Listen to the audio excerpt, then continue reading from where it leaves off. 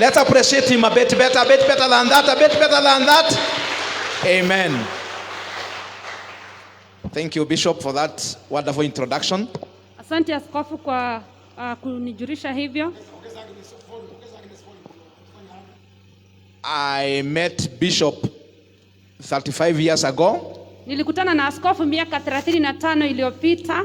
And that changed my direction and my destiny. Na hilo liliweza kubadilisha mwelekeo wangu na maisha yangu. I wish to register my honor and appreciation to our bishop, my father. Ningetaka kumwambia kwamba namheshimu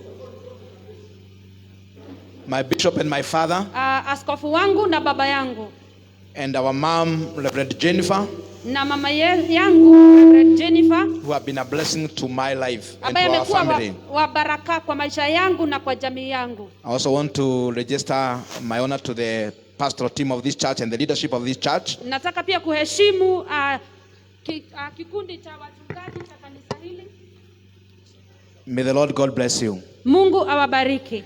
I am impressed by this altar. It's very beautiful. Nimefurahia altar hii, ni ya kupendeza sana. I'm also impressed by the praise and worship team. Thank you so much. Pia nimefurahishwa na kikundi cha sifa. Mungu awabariki sana. I'm also impressed by each one of you. May the Lord God bless you. Na pia nimefurahia hata kwa nyote.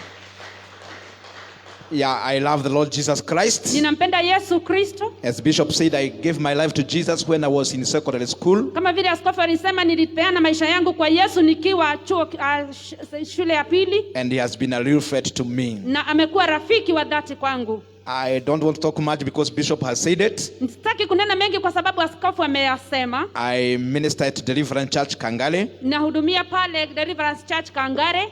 And we are with my wife, Pastor Nancy, na niko na mke wangu mchungaji Nancy, who was not able to join us today. Abaye hangeweza kuungana nasi leo.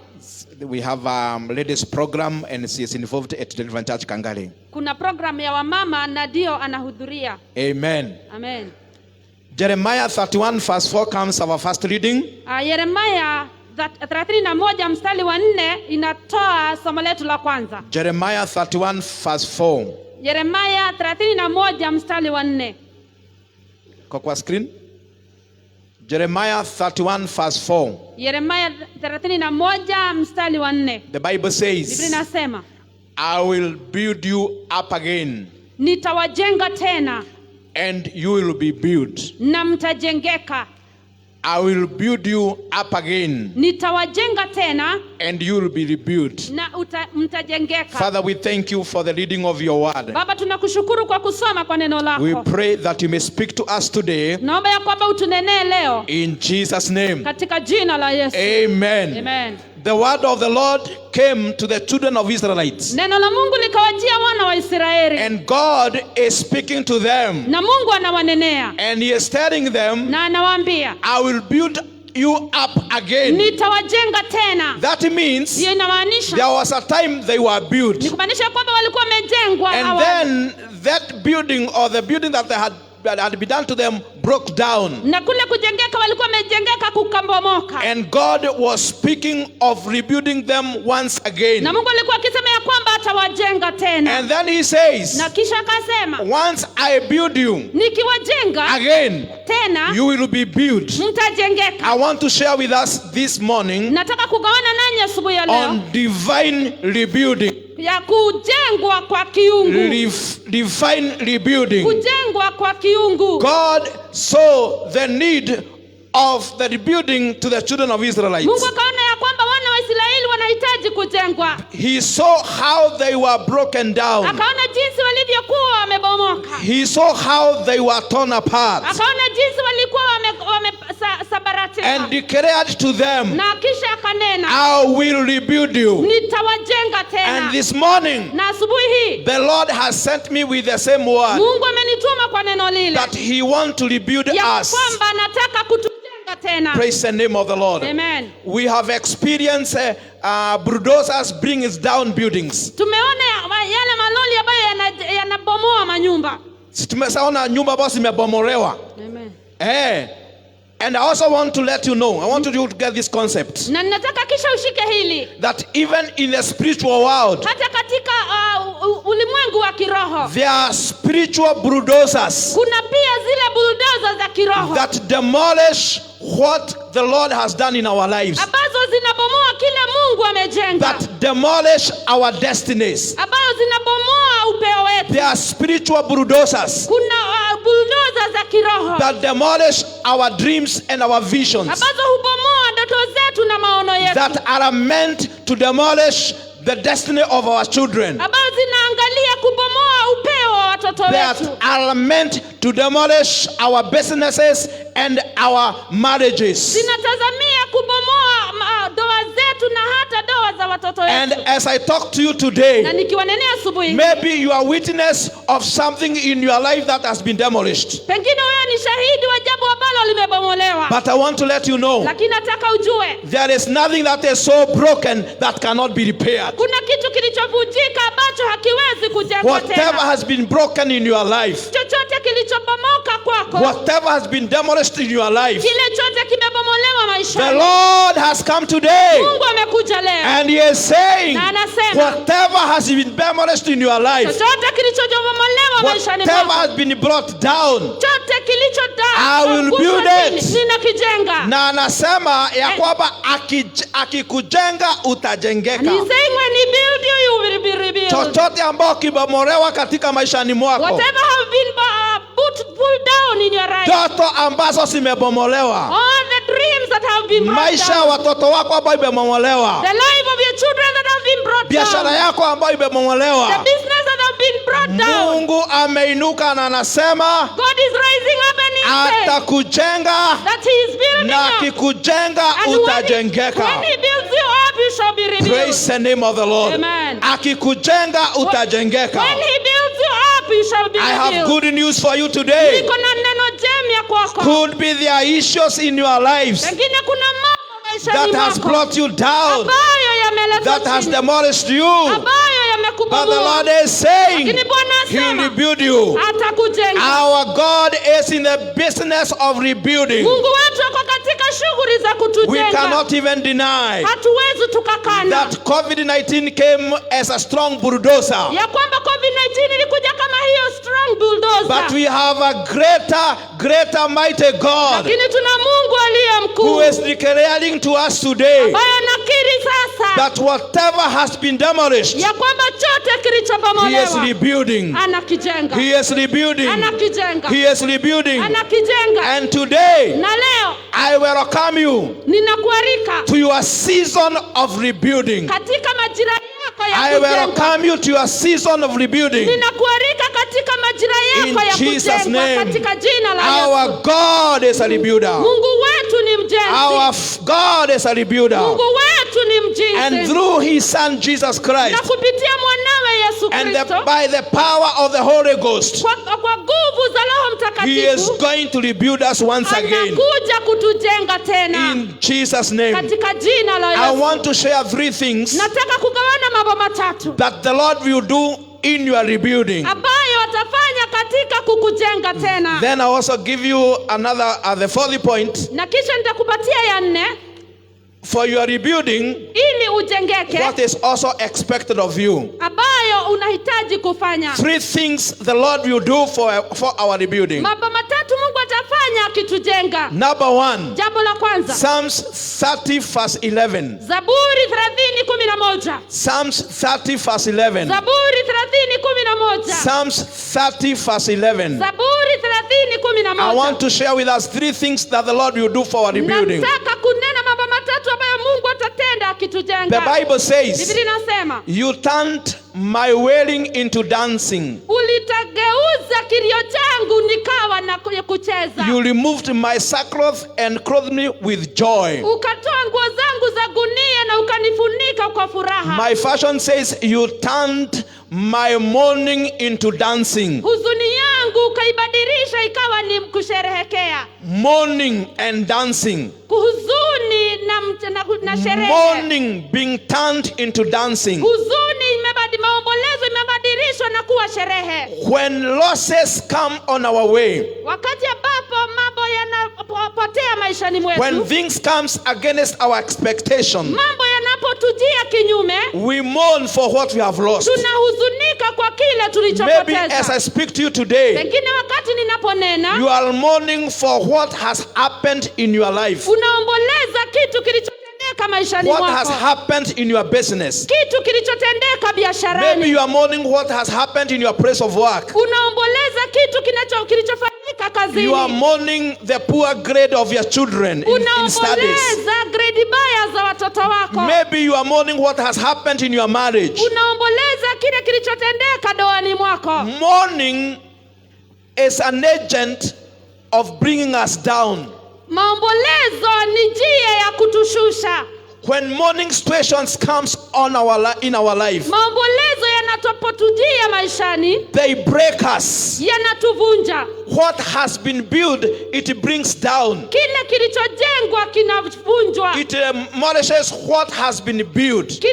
Zinabomoa kile kilichojengwa. Mourning is an agent of breaking you down. Maombolezo ni njia ya kutushusha. But in your season of rebuilding, Lakini katika majira haya yako ya hear what the Lord is saying. sikia jinsi Bwana Hear anavyosema. what the psalmist is saying. Sikia vile neno The linasema. psalmist is telling the Lord, Zaburi anasema, oh Lord, ewe Mungu, you turned mourning, uligeuza which maombolezo was an agent of bringing it down, ambayo ilikuwa ni njia ya and you kunishusha, turned it to dancing. na ukanifanya nipate sherehe. And dancing is part of our rebuilding. Na sherehe ni njia moja ya kutujenga. Praise the name of the Lord. Amen. So one of the things that the Lord will do Jambo moja ambalo Mungu in your atafanya season of rebuilding, katika majira yako ya He will kujenga, turn your mourning into dancing. maombolezo yako atayabadilisha na kuyafanya He will sherehe. turn your mourning into dancing. Atabadilisha maombolezo yako ayafanye And I want to sherehe. declare to you today Nataka kukutangazia leo that the Lord is turning every mourning into ya dancing. kwamba Bwana anabadilisha maombolezo yote yawe sherehe. I declare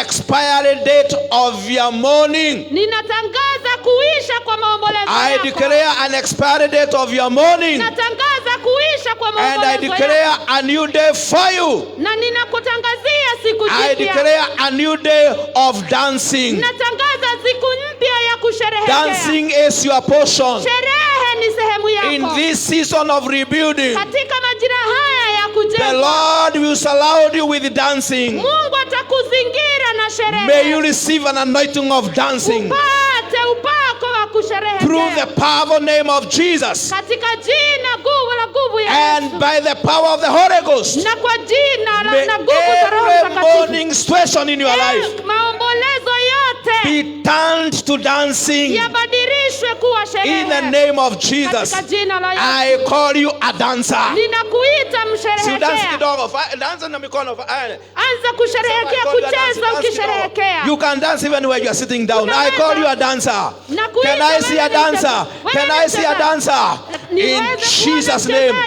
Can you declare morning you are not my portion? Nasema ya kwamba maombolezo sio sehemu yako. I call myself a dancer. Ninajiita mchezaji. May you change your name and call yourself a dancer. Badilisha jina lako In ujiite Jesus' name. mchezaji. Katika In jina your la Yesu. season of rebuilding, Katika majira haya ya kujengwa, every morning is turned into dancing. kila maombolezo yabadilishwe na kuwa wakati wa sherehe.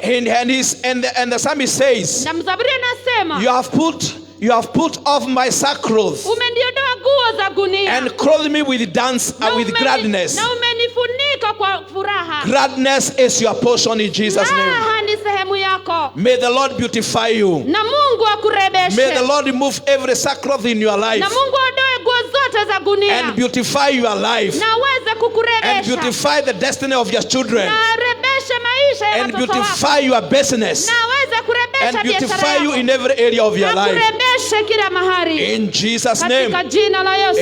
Amen. Amen. So in our season of rebuilding, Katika majira yetu ya the kurebeshwa, Almighty God, Mungu wetu mkuu through Jesus Christ, kupitia Yesu Kristo will turn every morning into dancing. anabadilisha maombolezo kuyafanya sherehe. Number 2, the Lord that you do in our Jambo la- season of rebuilding. Jambo la pili ambalo Bwana atafanya katika majira ya kujenga, In the book of Job chapter 42, Job 42 verse 10. Mstari wa 10. We know the story of Job. Tunajua hadithi ya Job. How Job's life was demolished. Jinsi maisha ya Ayubu yalivyobomolewa. There were those powerful spiritual bulldozers. Kuna zile bulldozer za kiroho za nguvu. Job 42 verse 10. Ayubu 42:10. And within no time, na wakati usio mrefu, whatever Job had acquired, yote ambayo Job alikuwa amepata, the wealth that Job had acquired, mali yote aliyokuwa amepata, the 7 children that he had, watoto 7 aliyokuwa nao, within no time, kupitia muda mfupi, everything that he had was demolished. Kila kitu alichokuwa nacho kikaharibiwa. And the Bible says Biblia inasema that Job lost whatever he had. Ayubu akaweza kupoteza chote alichokuwa nacho. So we know that story. Tunajua hadithi ile. Whatever he had brought together, all his achievements, yote aliyokuwa amepata, was brought down, was demolished within no time. Ikaharibiwa na kubomolewa wakati usio mrefu. But we bless the name of the Lord. Tunabariki jina la Bwana. As I had said earlier, kama nilivyosema awali, our God is a rebuilder. kwamba Mungu wetu ni mjenzi mpya. Our God builder just Job once more.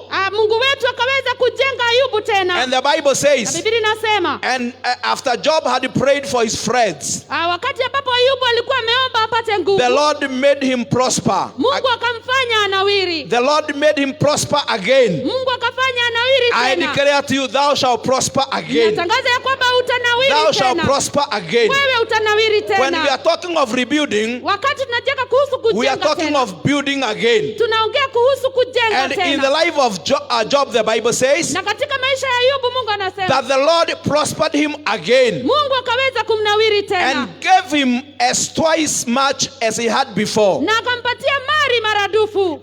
We can talk much about Job. Tunaweza kuongea mengi kuhusu Ayubu. But I will not talk much today. Lakini sitaongea mengi leo. But Job, lakini Ayubu, in his season of rebuilding, katika majira yake ya kujengwa, he received multiplied restoration. Akaweza kupata kurejeshwa maradufu. It was not only restoration, sio tu kurejeshwa, but restoration that was multiplied. Lakini ni kurejeshwa ambako kulikuja mara mbili. Our second point we are saying, ya pili nasema, in this season of rebuilding, katika majira haya ya kujengwa, the Almighty God will bring multiplied restoration. Mungu wetu mkuu ataleta kurejeshwa maradufu. Thou shalt receive multiplied restoration. Ya kwamba utapata urejesho maradufu. Of whatever you have lost. Ya chote ulichokipoteza. Whatever has been taken away from you. Chote kilichonyakuliwa kutoka kwako. Whatever has been demolished. Chote kilichobomolewa. The Bible says that Job was restored in multiples of 2. Ya kwamba Ayubu aliweza kurejeshewa maradufu. All what he had, chote alichokuwa nacho, he received it back, akakirudishiwa, but multiplied by 2. Lakini kikiwa mara mbili. But listen to this. Lakini sikiliza hili. Our God Mungu wetu is not limited. Hana mipaka. God's restoration is without limit. Urejesho wa Mungu hauna mipaka. Job received restoration that was multiplied by 2. Ayubu kaweza kupata urejesho uliokuwa maradufu. There are some of us, kuna wengine wetu, in this season of rebuilding, katika majira haya whatever we have lost will be multiplied by 2. Kitarudishwa mara mbili. We will be restored and multiplied by 2. Kitarejeshwa mara mbili. Others will receive a multiplication of 4. Wengine watapata mara 4. Others multiplication of 8. Wengine mara 8. Others multiplication of 16. Wengine 16. Others multiplication of 32. Wengine 32. Others multiplication of 64. Wengine 64. Others multiplication of what? 128. Receive that which belongs to you. Receive your multiplied restoration. Receive your multiplied restoration.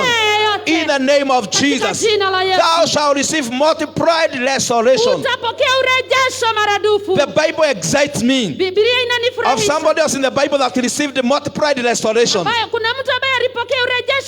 This is our brother Abraham.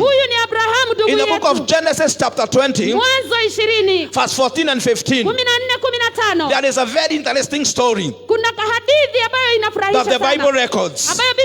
That there was this king of Gerar by name Abimelech. Kuna huyu mfalme wa Gera anaitwa Abimeleki. One time, Wakati mmoja he took wife of Abraham. akamchukua bibi wa Abrahamu. He stole the wife of Abraham Akaiba mke wa Abrahamu and went with her. na akaenda naye. Abraham had told him, Abrahamu alikuwa or amemwambia, Abraham had said Sarah was his sister. Abrahamu alikuwa amesema ya kwamba Sara ni dada And yake. actually, he was sister because they were of the same father, but different mothers. Lakini kwa kweli alikuwa dadake kwa sababu walizaliwa na baba mmoja lakini mama tofauti. Look at me.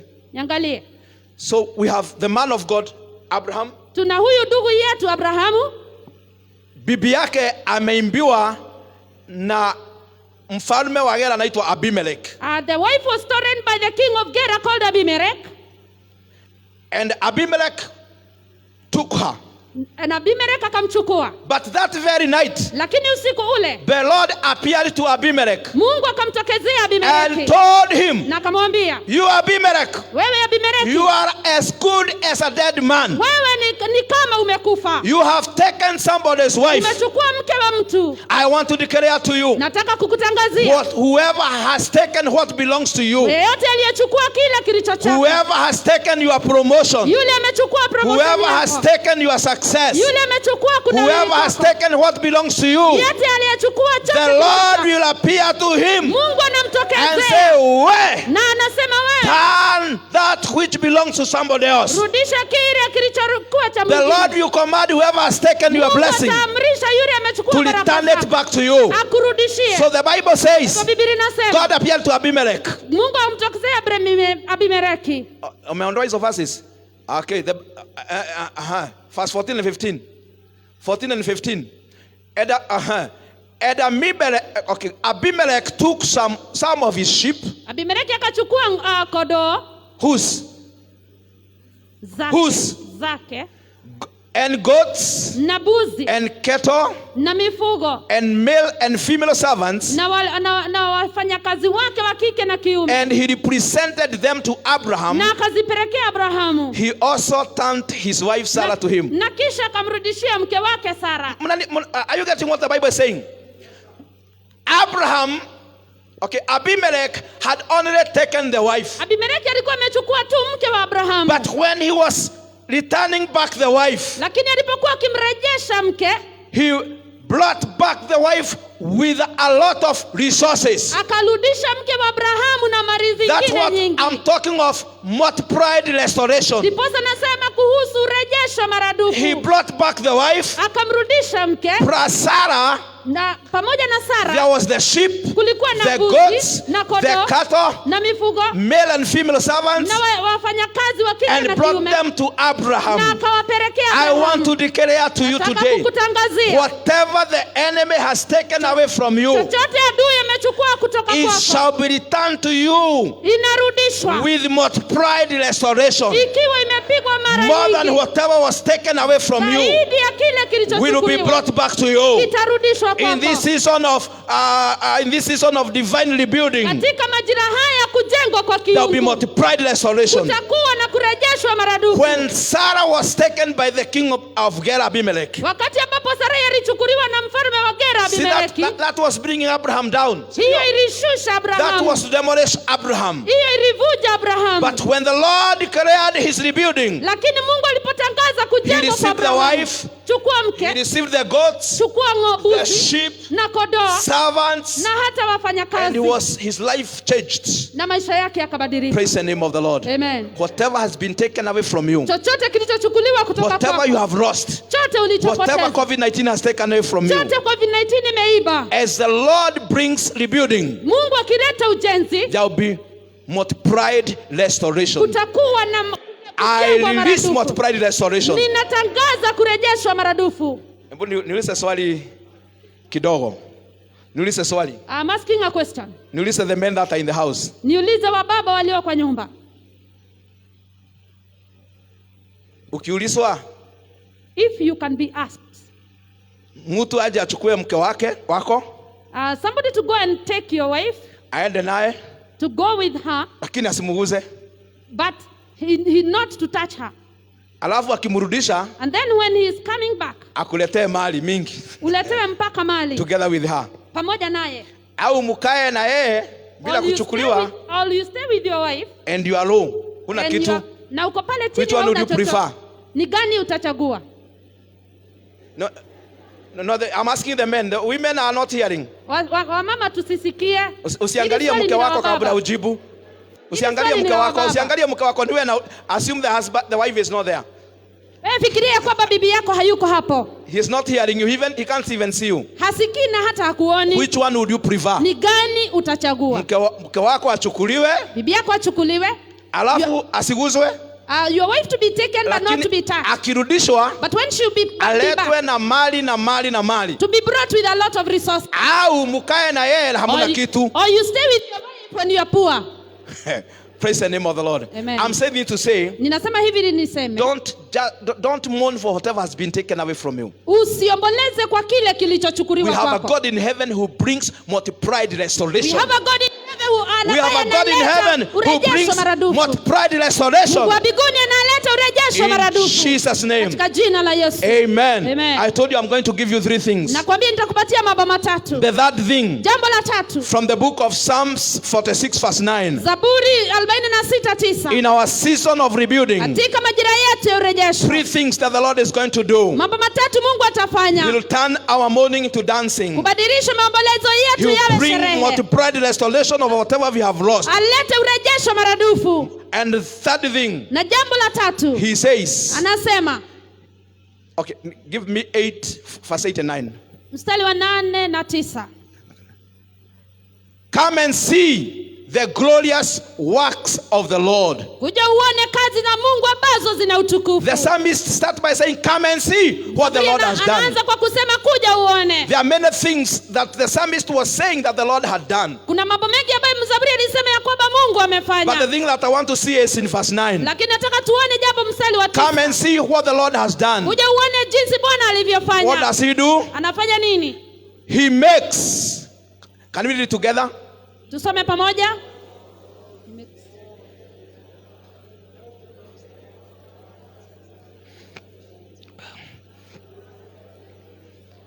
Right. He makes war to cease to the end of the earth. Anafanya vita kuisha mpaka mwisho wa ulimwengu. So the third point. Jambo la tatu. He'll make your wars and your battle to cease. Atafanya vita vyako viishe. He'll make your battles and your wars to cease. Anafanya vita vyako vifike kikomo. And the Bible says, Biblia inasema, he breaks the bow. Anavunja mikuki. And cuts the spear into 2. Na ile mikuki anaikata mara mbili. And burns the chariot in the fire. Na anavuja gari za vita. He'll make your battles to cease. Anafanya vita vyako vifike mwisho. I know in this life, najua katika maisha haya, we face battles. Tunapigana vita. And the battles that we face, na vile vita tunapigana, and the wars that we face, na vile vita ambavyo tunavikuta, they are meant to bring us down, to demolish us. Vinakuja ili kutumaliza. In the year 2007, katika mwaka wa 2007, wakati wa tribal crashes, when there was tribal clashes, wakati ambapo kulikuwa na tribal crashes, when there was war all over, ambapo kulikuwa na vita kila mahali, we saw people burning houses. Tuliona watu wakichoma nyumba. Si kweli? We saw destruction. Tukaona uharibifu. We saw the demolition going on. Tukaona nyumba zikibomolewa. Because war demolish us. Kwa sababu vita vinatuvunja. When you are undergoing battles of this life, wakati ambapo unapitia vita katika maisha haya, in most cases you feel you are torn apart. Wakati mwingi unasikia ya kwamba umevunjika sana. You are down. Wewe uko chini. Umebomolewa. You are really brought down. Zako zimebomolewa. Everything have been brought down. Wakati unapigana na vita au kuna vita katika biashara yako, katika ndoa yako. When there is war in your business, in your marriage, you don't wake up to celebrate. Uhaumki kusherehekea. You are down. Unahisi ya kwamba uko chini. But the Lord is saying to us today, lakini Bwana anatuambia leo, in this season of rebuilding, wakati huu wa kujengwa, the Almighty God, Mungu wetu mkuu, will arise atainuka with his banner, na atainuka na nguvu zake, and he'll make ours to cease, na atafanya vita vyetu vifike mwisho, in the name of the Lord, katika jina la Yesu. And he says, na anasema, he'll break the bow, atavunja mikuki, the bow that is meant to harm you, mkuki ambao unaelekezwa kwako, ataichukua aifuja. He will break it down. The spear that is pointed at you yule mkuki ambao unakuelekea to finish you, to bring you down. ili ukumalize ukulete chini, Cut it into pieces. ataivuja mara nyingi. And the chariots that the enemy is using against you Na zile gari za vita ambavyo adui anatumia, will burn those chariots with fire. atazichoma kwa moto. Praise the name of the Bwana Lord. asifiwe. Just imagine Hebu fikiria, someone who has built a house,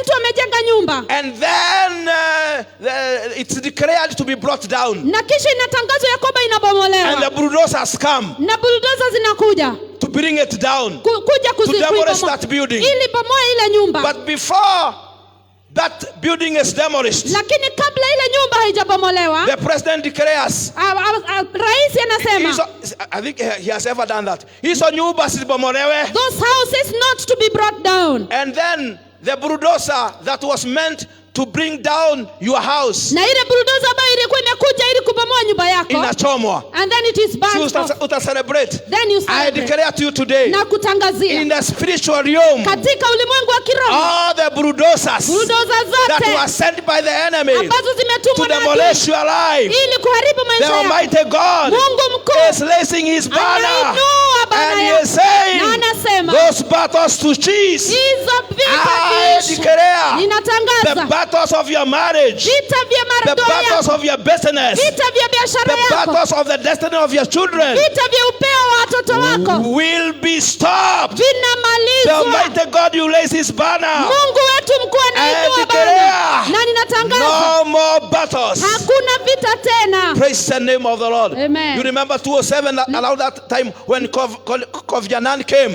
and raised the banner and said, no more war. I declare the same will happen in your life. Ninatangaza mpaka leo sasa hivi, Roho ya kufuja maisha yako, the spirit of breaking down your life, zile vita ambao zinafuja maisha yako, the battles that are bringing you down, Mungu wa mbinguni Mungu wetu ameinuka, ameinua bendera yake, asimamize hizo vita katika jina la Yesu. May you receive your portion in Jesus' name. May you receive your portion in Jesus' name. I declare expiry date of your battles. I declare expiry date of your battles. In Jesus' name. Hannah, the mother of Samuel, was fighting the battles of barrenness. alikuwa anapigana vita vya utasa. Penina was so hard on her. Penina alikuwa mgumu sana kwake. Hannah was fighting the battles of barrenness. Hana alikuwa anapigana vita vya utasa. But in her season of rebuilding, Lakini majira ya the Almighty God raised his banner and said, no more wars, no more battles. May the battles of your life cease. May the battles of your marriage cease. May the battles of your destiny cease. Vita vya upeo wako In this season of rebuilding, katika majira haya ya in Jesus' kucheza name, katika jina la let's bring Yesu. hands together and appreciate the Lord with a mighty heart. Tuinue Appreciate the Lord with a mighty heart. In Jesus' Katika name. jina la Yesu.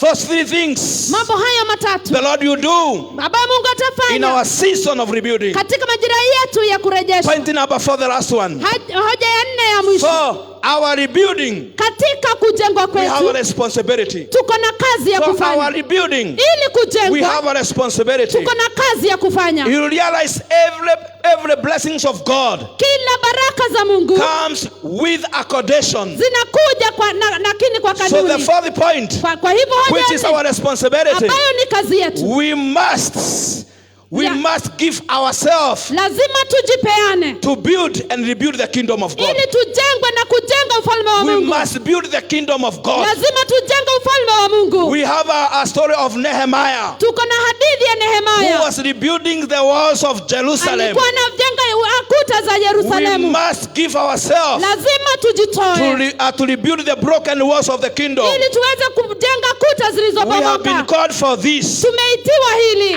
Through our prayers, kupitia we maombi. build the kingdom of God. Tujenge We rebuild the walls of the kingdom of God. Tujenge kuta za ufalme wa Mungu. Availability when need be.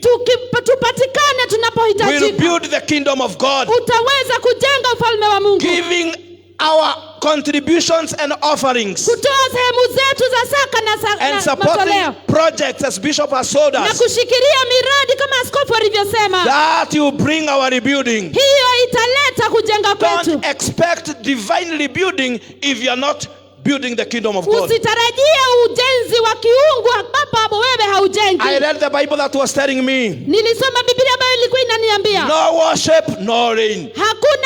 Bila kuabudu hakuna You mvua. cannot expect rain from God if you don't worship. Hakuna mvua kutoka kwa Mungu kama hauabudu. So for our rebuilding, Ili tujengwe, we must also build the kingdom of God lazima nasi tujenge ufalme wa Mungu. by speaking good of one another, Kunena mema kwa mtu na mwingine. by speaking good of our departmental leaders, of our pastors, of our spiritual leaders. Kunena mema ya wachungaji wetu na wa viongozi wetu. In the name of Jesus. Katika jina So la Yesu. let's give ourselves free, Tujitoe kabisa wholeheartedly, kwa mioyo yetu and yote with a willing heart, na kwa moyo ulio mapenzi, without any reservation, bila kubakisha chochote, to rebuild the kingdom of God. ili kujenga ufalme wa Mungu. There is one lady, as I close in the Bible, Kuna mama mmoja ambaye katika Biblia called the Shunammite woman. ambaye ni mwanamke wa Shunemi. 2 Kings chapter 4, we are not going to read. Wafalme wa pili This woman, 4, mama huyu mama, we know the story. tunajua hadithi He yake. prepared a room for Elisha. Akatengenezea Elisha nyumba, A room, put a table, akaweka meza a chair, na kiti and a lamp. na taa, And every time he could give Elisha and his servant food, na kila wakati alikuwa akipatia Elisha na mfanyikazi she wake was chakula. doing it wholeheartedly, Alikuwa akifanya kwa moyo wake with a wote, willing heart, akiwa na moyo without mkunjufu, reservation. bila kubakisha And let me kitu. tell you, Na hebu nikwambie, this woman huyu mama experienced ceaseless rebuilding. akapata ujenzi usio na mwisho. For your ceaseless rebuilding, Ujenzi wako usio you na kikomo. must give yourself wholeheartedly to the things of God. Lazima ujitoe kabisa kwa mambo ya Mungu. He was fighting the battles of barrenness. Alikuwa akipigana vita vya The utasa. Lord gave him a son. Mungu akampa mwana. Thereafter the son died. Baada ya mwana kufa, He received restoration. akapata Our urejesho. son was brought back. Mwanawe akahuishwa. Thereafter, Na kisha the baadaye Bible says there are people that took Harad, kuna watu waliochukua shamba and lake Harad was restored. na shamba lake This likarejeshwa. woman, Huyu mama though she was broken, hata kama alikuwa amevunjika, this woman, huyu mama her mourning was turned to dancing. maombolezo yake yakabadilishwa She sherehe, experienced multiplied restoration. akapata urejesho The maradufu, Lord chiseled her battles. na Mungu akamaliza vita vyake. Why? Kwa nini? He gave himself to build the kingdom of God. Alijipeana kujenga ufalme wa As Mungu. you give yourself to Ukijipeana build the kingdom of God, kujenga ufalme wa Mungu, I declare your mourning will be turned to dancing. nasema ya kwamba maombolezo yako You yabadilishwe experience sherehe. multiplied restoration. Utapata urejesho maradufu, Your battle will cease, na vita vyako and vitaisha. so shall it be. Na itakuwa In Jesus' name, katika jina la let's Yesu. bring our hearts together and